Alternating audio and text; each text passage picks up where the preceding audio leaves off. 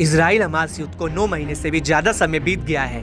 बावजूद इसके जंग के भविष्य की तस्वीर अब तक साफ नहीं हो पाई है। इजरायली सेना गाजा युद्ध के अलावा ईरान समर्थित अन्य चरमपंथी समूहों के हमलों का भी शिकार बन रही है। हाल ही में इजराइल का लेबनान के साथ तनाव चरम पर पहुंच गया था। इस बीच यमन के हूतियों ने भी सीधा ड्रोन हमला कर इजराइल को एक नए फ्रंट पर उलझा दिया है।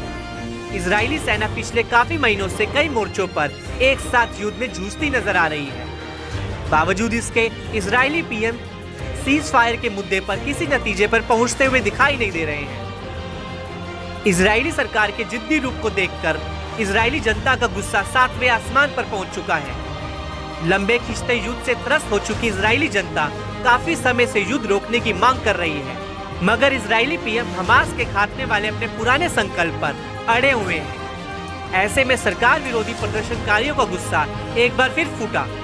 देर रात प्रदर्शनकारी इजरायली शहरों की सड़कों पर उतर आए। इस दौरान प्रदर्शनकारियों ने इजरायली पीएम से बड़ी मांग की। प्रदर्शनकारियों ने नेतन्याहू से अमेरिकी दौरे पर जाने से पहले सीज फायर प्रपोजल को मानते हुए युद्ध रोकने की अपील की। दरअसल अभी भी बड़ी संख्या में इजरायली लोग हमास के कब्जे में हैं। बंधकों की रिहाई न करा पाने से भी नेतन्याहू सरकार बैकफुट पर है।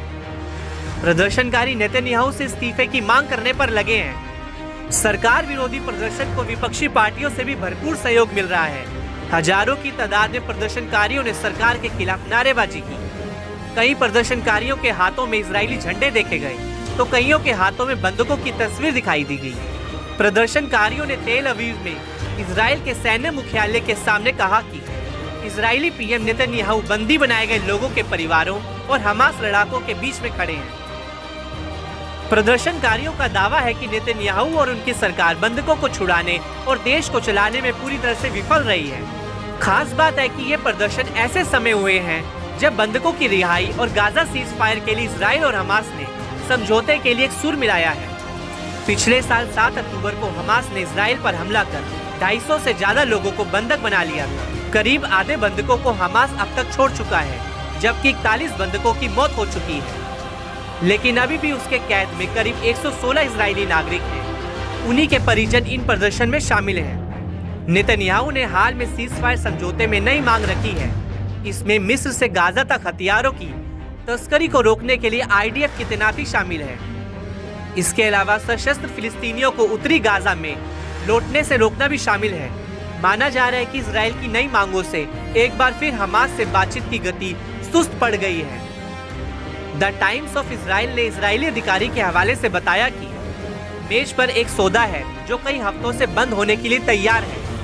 हम आज यहाँ खड़े हैं एक और बर्बाद सप्ताह के बाद, जिसमें नेतन्याहू ने फिर से समझौते पर पानी फेर दिया और अपने पैर पीछे खींच लिए हैं। बहरहाल इजरायली जनता की मांगों और अपीलों को दरकिनार कर इजरायली पीएम अमेरिका रवाना हो गए।